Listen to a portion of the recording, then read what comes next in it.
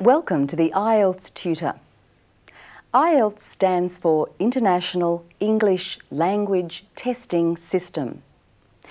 It's a test designed to assess whether students are ready to study at universities or other institutions in the medium of English. There are many test centres around the world.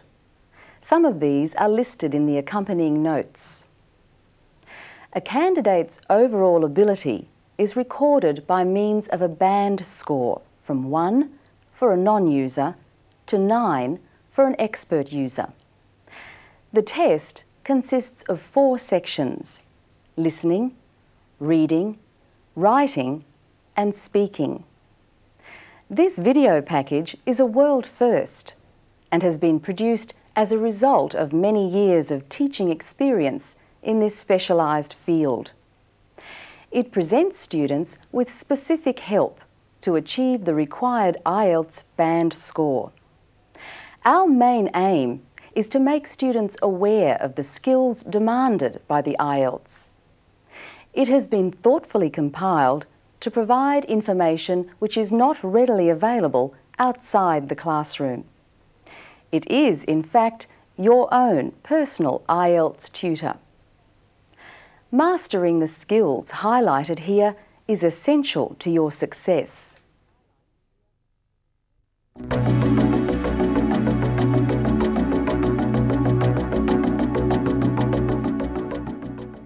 The first subsection of the test that you'll be required to do is the listening test. It takes approximately 30 minutes. There are 4 sections to the listening module. In the first 2 sections, there is a conversation between 2 speakers and a monologue. The final 2 sections are related to more educational contexts. The following are the most commonly used question types: multiple choice, short answer questions, sentence completion, diagram completion, labelling a diagram, classification and matching. The following are some important tips for listening.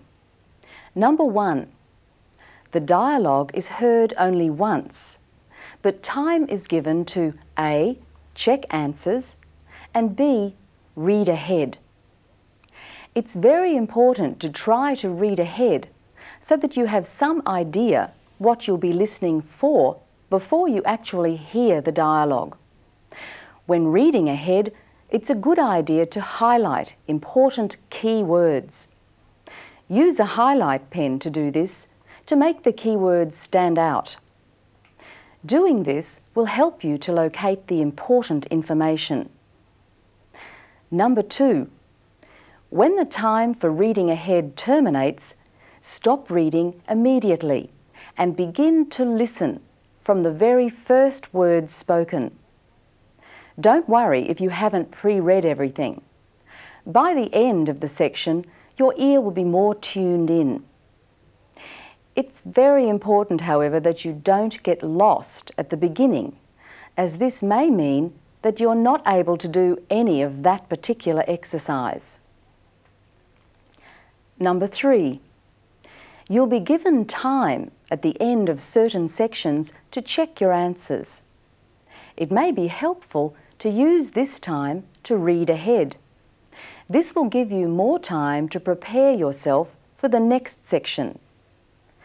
Checking answers should be restricted to adjusting spelling or making an answer clear and legible. In most cases, it would be unwise to change your answers.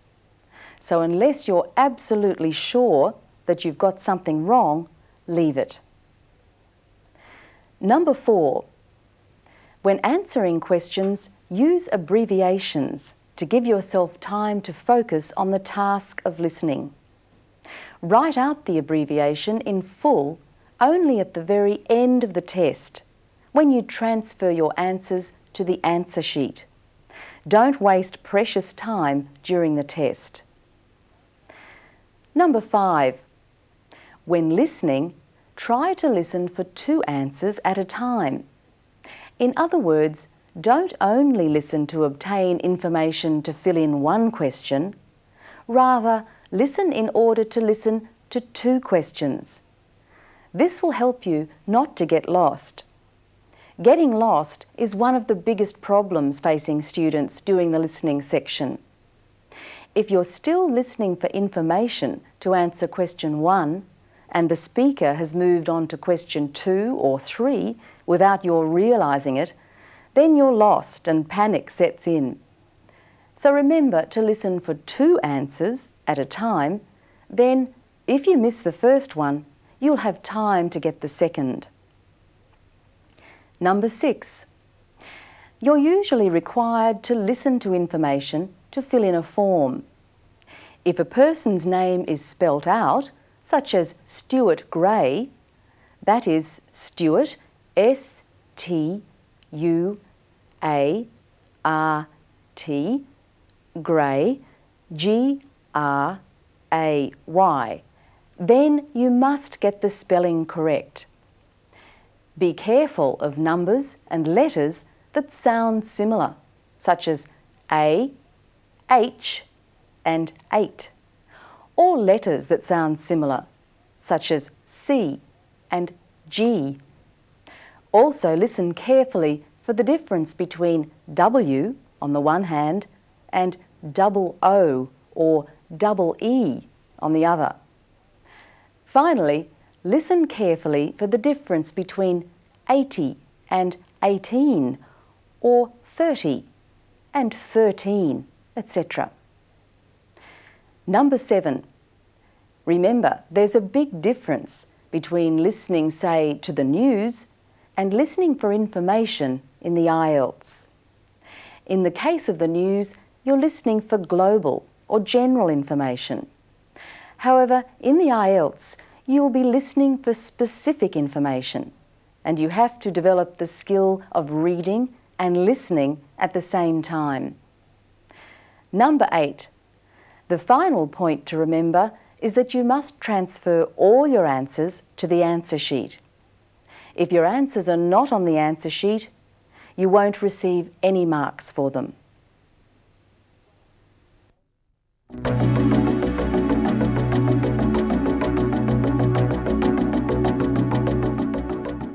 The second subtest of the IELTS is the reading test. The reading subtest takes about 60 minutes. There are 3 reading passages totalling approximately 1,500 to 2,500 words. Texts for this test may have been taken from journals, books, or newspapers, and they deal with topics that are of general interest and are appropriate to students at academic institutions. The following types of questions are commonly used in the reading test: multiple choice, short answer questions, sentence completion, diagram or table completion, choosing headings for paragraphs, identification of writer's claim, that is, true or false or not given, classification, and matching lists or phrases.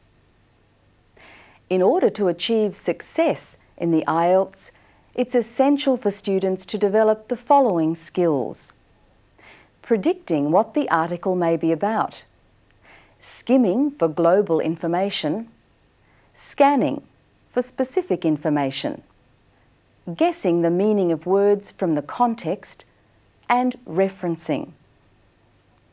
If you don't use these skills in the IELTS, it will be highly unlikely that you'll get through the material in the prescribed time. The following are some very important points for you to remember and practice if you want to get a good score for your reading. First, use the titles and any subtitles to try to predict the article's general content. Even if your prediction isn't correct, trying to predict will help you to focus on the exercise. This will calm your nerves and allow you to think clearly. Write down whether you think the tone of the article is positive, negative, or neutral, Also, quickly brainstorm some ideas by writing down 2 or 3 words that come into your head on the topic being considered. In the case of the article in your notes entitled "Talk about the weather, forces that govern climate," you could have written negative, storms, global warming and melt. This shouldn't take you more than a minute, so please do it. It's a very important step. Second, another reading skill which you need to develop is skimming. This is done to get a general idea about the contents of an article. We skim for global information. The quickest, easiest and most beneficial way to do this is to go straight to the questions. The questions really consist of a summary of the text. Next, look carefully at any graphs, tables or diagrams which may accompany the article, since they contain large amounts of condensed information. Third, scanning is the next step. You'll now be looking for specific information. There are clue words in each question. For example, question 3 in the sample test in your notes asks the question, "Where was the first outbreak of Asian hemorrhagic fever recognised?" So the clue words are where, a place, hemorrhagic fever, and outbreak. The clue words can be found around line 65. The answer is Manila. Fourth, guessing the meaning of words is another skill you'll have to develop. Remember, it's possible to get a high score for the reading subtest without understanding all the words in the text. You'll often be able to give the right answer even though you don't know the meaning of a word by merely understanding its function in the sentence. Is it a noun, a verb, an adverb, or an adjective? For example, in the article "A global village but still divided," line 8, there's the word chartered. Although most students wouldn't know the meaning of this word, it can be guessed. In the context of the sentence, chartered must be a verb, something explorers did. They did it around the planet. They found out something by doing it. Now, if you had to answer the question, what did explorers not find when they charted the planet? You'd be able to give the answer, mouthless apple eaters, dog-headed people.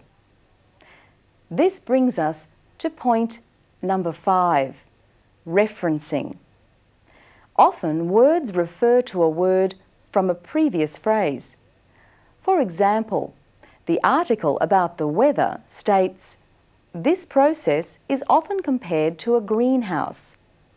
The sentence before tells us what this process is.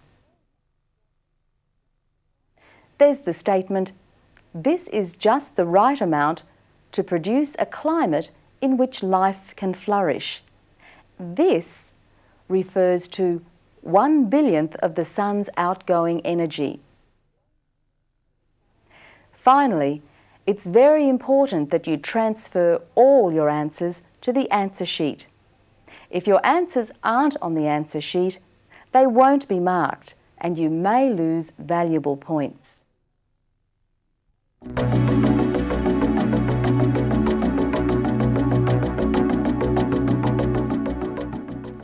The writing module takes 60 minutes and there are 2 tasks to complete.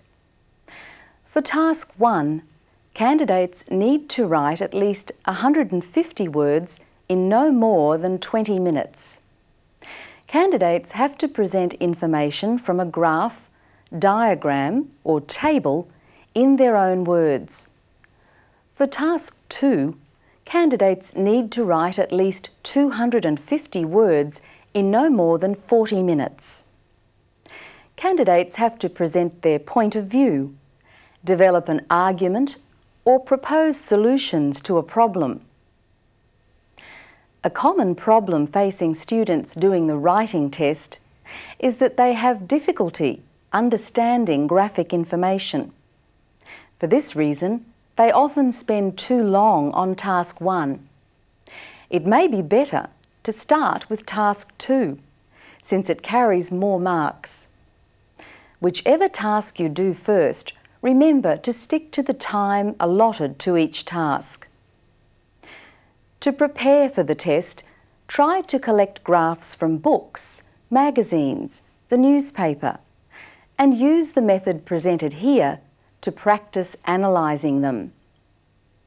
Your success in doing this task will depend on understanding graphic information, using the correct language, which you'll find in the notes, using the right method, which will be discussed on the video, and practice. This is very important, and it's up to you. To analyse a graph. Step 1. Divide the graph into sections. Each section on the graph represents a sentence. This graph has 4 sections, so the body of your answer will have 4 sentences. This graph has 5 sections, so the body of your answer will have 5 sentences. Step 2.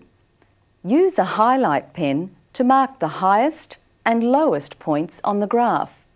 This will remind you to use phrases such as reached the highest peak of, or rose to an all-time high of, or perhaps dropped to the lowest level of, or fell to an all-time low of.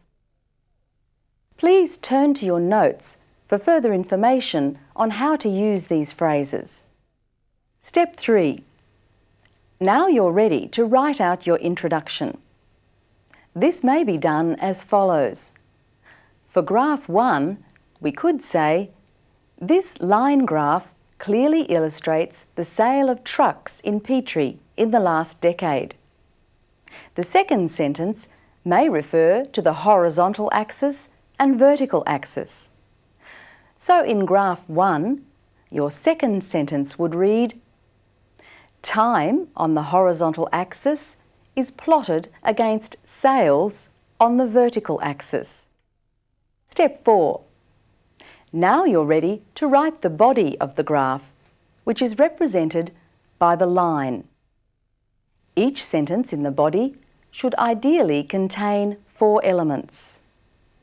Information on the horizontal axis, information on the vertical axis, information represented by the line itself, connectives, words used to join the different sentences.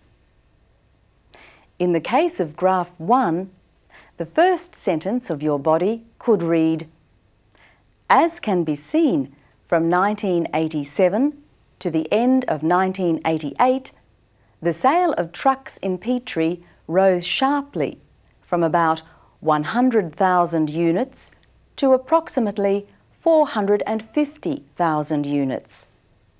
As you can see, all 4 of the elements mentioned are in this sentence.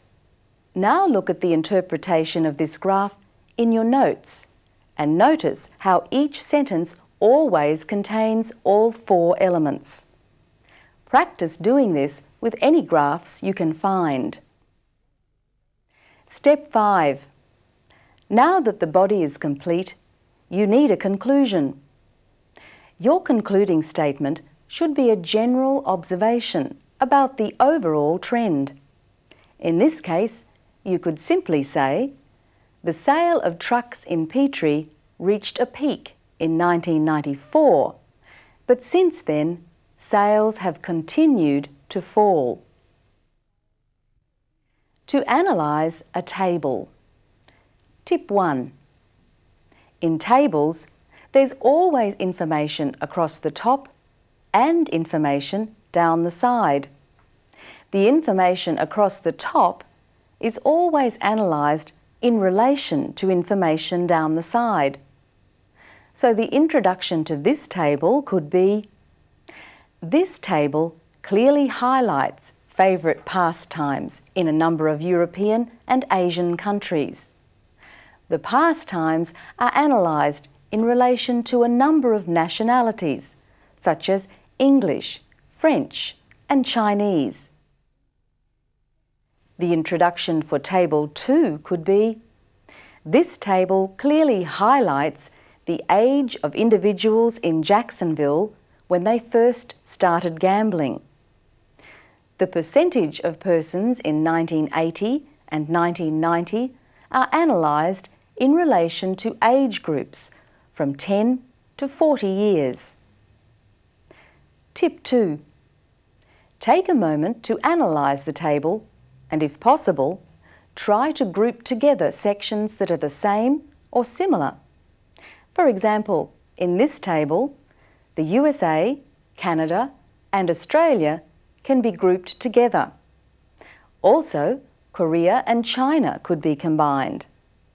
Then we could say, as we can see from the table, the percentage of people watching TV in the USA, Australia and Canada is approximately 60%.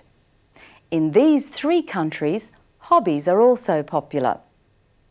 Interestingly, the percentage of people who like reading is quite low at approximately 15%. Tip 3. Not every part of a table needs to be mentioned, especially if it's a large table containing lots of information. Just bring out points of interest. Tip 4. When analysing a table, you'll need to compare different features or components of it. So you'll need to use comparing words or phrases. The accompanying notes have many of these phrases for you to learn. Tip 5. To conclude, make a very general comment on one or two items that stand out. For example, finally, it's interesting to note that TV is the most popular pastime in all countries except China. This situation may change in the future as China becomes more capitalistic. Tip 6. Notice when giving an opinion, we use words like may. This indicates that the statement made is only an opinion, not a fact. Please check in your notes for further useful words or phrases to use when giving opinions. Besides graphs and tables, you may also be asked to analyse a chart or diagram. You'll find a number of these in your notes. Please study them carefully and answer the accompanying comprehension questions. These questions have been designed to help you focus on the language you'll need to complete this task. Writing Task 2. In this task, you may be asked to persuade, P, offer suggestions, S, compare and contrast, C, give causes and effects, CE, give advantages and disadvantages, AD, and other, O. It's very important for you to make a decision as to which of these tasks you're being asked to do before you start writing. Practice this skill on the following questions. Cigarette advertising should be banned. Discuss. Discuss measures that could be taken to address overpopulation in third world countries. What are the effects on young children of watching TV as opposed to reading? Discuss the causes of the escalation of crime rates in most cities. What effect does this have on society? Discuss the advantages and disadvantages of a vegetarian diet. If you're not sure about your ability to carry out this vital first step in the Task 2 writing question, please turn to the notes and study the section entitled Tips to help you decide on the correct format to use. You'll find some model Task 2 essays in your notes. Use them to practice answering the typical Task 2 questions. Also, use the Critical Thinking Guide, which has been designed to assist you to develop your own ideas about a number of different topics. This exercise is very important and very helpful, so please practice it as much as you can.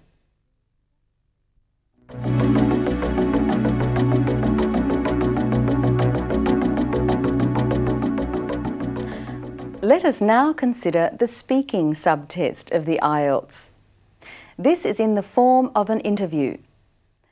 The speaking test consists of 3 parts. Part 1 takes 4 to 5 minutes. Part 2 takes 3 to 4 minutes. And Part 3 takes 4 to 5 minutes. We will now look in on a speaking test interview. Good morning. May I have a look at your passport? Yep. And your name is? My first name is Asano, which means wide field or something like that. The reason my parents called me that is because my father just liked the sound of it. My family name is Tamaki. It's not a very common name in Japan, but I think it's easy to pronounce for English people. All right, Asano. In this first part, I'm going to ask you some questions about yourself. Where do you come from? I'm from Japan, Yokohama, which is a very, very big city close to Tokyo. I think the population is more than 3 million. But actually, I was born in China, Beijing, which is a huge city too. And my family moved to Yokohama when I was 3 years old. And I recently applied for the citizenship in Australia because I don't like the huge population and pollution in Yokohama. So tell me, what do you like about Yokohama? Well, it's exciting. For example, there are many shops, restaurants and markets and people everywhere. All right, Asano, now tell me, what are you doing at present? Well, I'm looking for work. Fortunately, there are lots of vacancies for my profession. I'm really looking forward to working so that I can be independent financially. My parents have spent a lot of money on me. And what kind of work do you do? Well, in Japan, I was working for the government as a nurse, but it was a very hard job. And I did that for 3 years. Then I went to New Zealand to study English, and I moved to Australia about a year ago to study for my PhD. And as I told you before, I'm looking for employment right now. Okay, Asano, now we'll move on to part 2 of the speaking test. Have a look at this, read it carefully. You have about 1 minute to think about your answer, then approximately 1 to 2 minutes to talk to me about what's on the slip. You can use a pen and paper to make some notes. At this point, you'll need to brainstorm for ideas. This is an example of how you could make your notes. All right, are you ready? Yes. Well, I like classical music and also folk music. Classical music is very relaxing, and folk music is interesting because it tells us people's culture or history. But I don't really listen to music much because I'm very busy. I have to work because I've got a part-time job, and I have to shop and cook. And I like to read in my spare time. I usually listen to music in my car because I've got a really good sound system in my car. When my mother was young, Japanese people were just beginning to listen to Western music in Japan. But now, Western style music is actually very popular in Japan. And in fact, a lot of the music that young people in Japan listen to today is in English. All right, Asano, we'll move on to part 3 of the test now. What influence do you think music has on life? Well, the effects of music can be good. It helps us to relax, and also to enjoy ourselves when we get together. But on the other hand, it can incite feelings of nationalism, and some modern music encourages drug use or violence. What part does music play in your culture? Well, in the past, Japanese music was quite nationalistic. It was used to encourage a love for Japan or something like that. But today, people listen to all types of music as they do like countries like in America or the UK. And in future, I hope music in Japan will improve because I don't think it's very good right now. Okay, how would you define music? Could you please repeat that question again? How would you define music? Well, it's something sounds beautiful and helps us to relax. And it's a part of all cultures. All ages listen to it. And it can be used for both good and bad. Thank you, Asano. Your speaking test is over now. You can enjoy the rest of your weekend. Thank you. I hope you have a good weekend too. Thank you. You've now come to the end of the video. We hope that you'll practice the essential information presented here, and we wish you every success in obtaining the band score that you require in the IELTS. If you'd like to order the IELTS Tutor Kit, you may do so from the following outlets.